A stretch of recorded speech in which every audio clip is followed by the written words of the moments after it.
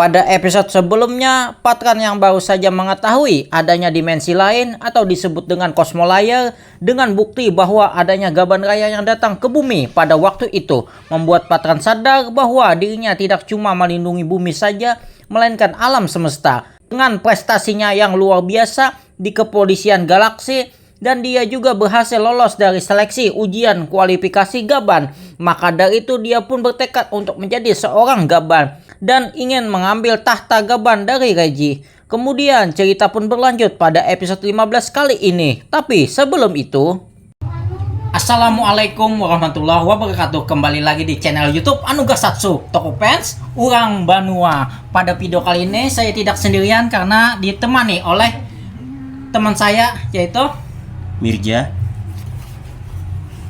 Saya tidak terlalu suka tokusatsu, tapi saya nonton dikit-dikit. Baru nonton juga. Pemula ya. Pada video kali ini kita langsung saja membahas Super Space Save Gaban Infinity. Sebelum itu jangan lupa dulu subscribe, klik tombol loncengnya agar tidak ketinggalan video kami ya. Ya, langsung saja tanpa basa-basi dan tanpa lama-lama, langsung saja kita akan membahas Gaban Infinity episode 15. Check it out. Di awal cerita, Patran yang baru saja lulus dari ujian kualifikasi Gaban yang kedua, dia pun mentraktir makan atau istilah lain yaitu acara syukuran kecil-kecilan kepada teman-teman kepolisian galaksinya, terutama divisi investigasi 1. Setelah itu, Reggie dan Date Daisuke datang mengucapkan selamat kepada Patran atas keberhasilannya yang lulus dari ujian kualifikasi yang kedua. Di sisi lain, di ruang divisi arsip, Agi yang hanya sendirian di dalam ruangan tersebut, dia pun mendapatkan informasi bahwa ada reaksi Nega Emogir di layar monitor. Di sisi lain, tepatnya di pinggiran kota, adanya suatu ledakan di atas gedung. Saat ledakan tersebut ingin jatuh dan mengenai orang-orang yang ada di sekitar, tiba-tiba dengan sekejap ledakan tersebut menghilang. Di sisi lain, Patran yang lagi beristirahat di ruangannya sambil memvideo call dengan ibunya bahwa dia memberitahu sebentar lagi dirinya akan menjadi Gaban, dan dia menjelaskan kepada ibunya bahwa pangkat Gaban adalah pangkat terhebat dan hanya satu-satunya detektif super elit di alam semesta. Setelah percakapan selesai, salah satu anggota polisi galaksi memanggil Patran untuk segera kumpul ke ruangan. Setelah sampai di ruang rapat, Wanibuchi menjelaskan ledakan tersebut disebabkan oleh bom pemicu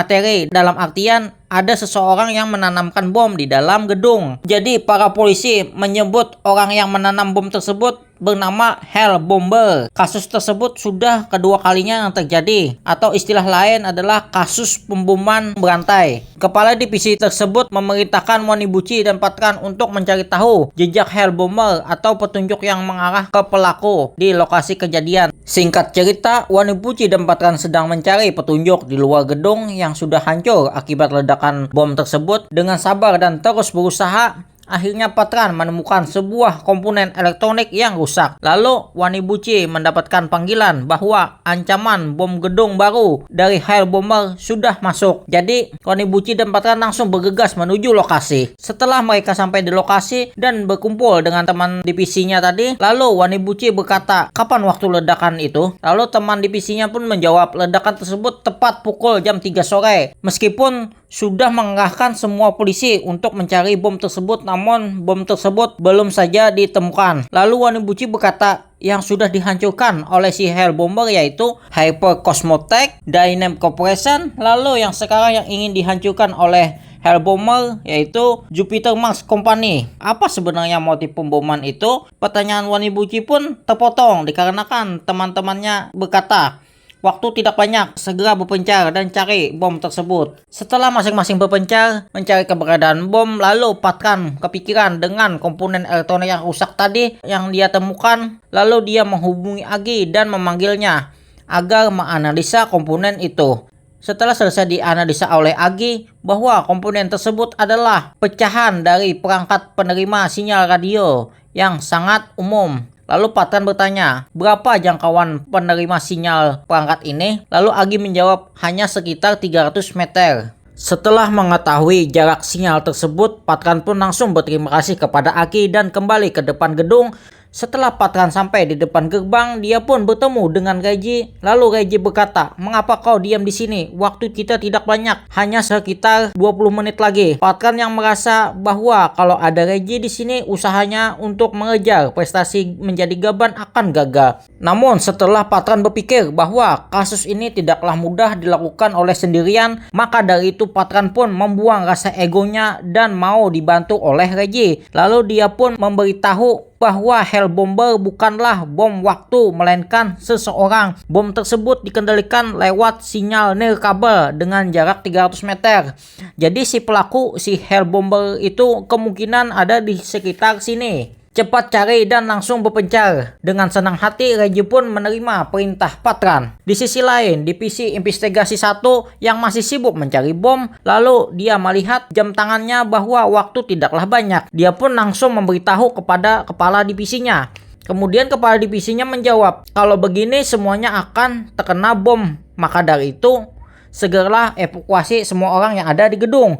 Di sisi lain, Date Daisuke juga ikut membantu dalam pencarian bom dan bertemu dengan Wanibuchi. Date Daisuke berkata masih ada waktu untuk mencarinya. Satu tempat yang belum kita cari yaitu di atap gedung. Setelah itu mereka mencarinya. Ternyata benar bahwa bom tersebut berada di atap gedung. Di sisi lain, Patran yang menghampiri orang yang sedang berkerumunan yang ingin masuk ke gedung namun dicegat oleh Satpam.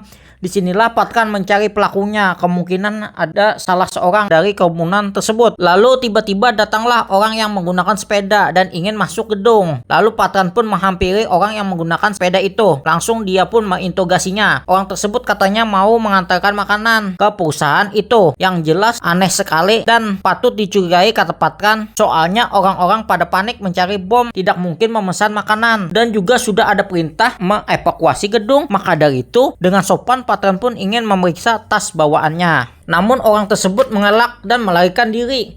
Patran yang ingin mengejarnya tapi tidak mampu. Lalu Reggie pun datang untuk membantu mengejar orang itu. Dan Patran pun memberitahu bahwa dialah si Hellbomber itu. Singkat cerita, Reggie pun berhasil menangkap si Hellbomber itu. Setelah itu Patran pun juga tiba di sana dan melawan si Hellbomber. Lalu Patran pun menyuruh Reggie untuk membuka tas pelaku itu. Ternyata benar bahwa isinya adalah pemicu bom. Lalu Patran bertanya, mengapa kau meledakkan gedung-gedung perusahaan besar satu persatu? Lalu si Hellbomber pun menjawab, karena dirinya tidak diterima bekerja di sana, di perusahaan-perusahaan besar itu, padahal dirinya sudah lulusan terbaik. Maka dari itu si Hellbomber itu melakukan pemboman di gedung perusahaan besar yang menolaknya. Lalu dengan amarahnya dia pun mengeluarkan Nega Emogir dan memanggil Monster Emmons. Kemudian Monster Emmons pun memakan pemicu bomnya dan pergi. Ternyata Monster Emmons tersebut menghampiri Wanibuchi dan Date Daisuke yang telah menemukan bom tadi,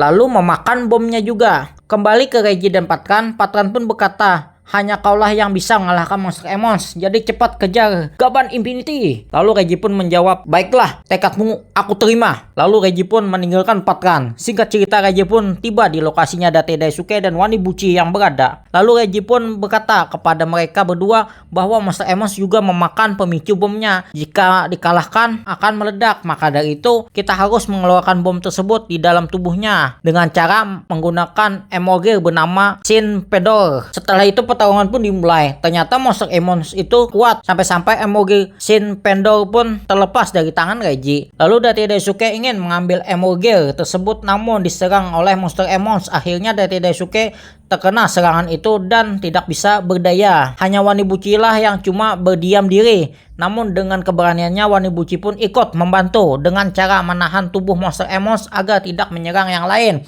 Lalu Date Daisuke melemparkan Emogir dan memberikan kepada Reggie untuk ditembakkan ke arah Monster Emmons. Akhirnya pemicu dan bomnya keluar dari dalam tubuh Monster Emmons. Kemudian Reggie pun mengeluarkan jurus terakhir untuk menghabisi Monster Emmons dan kasus pun selesai.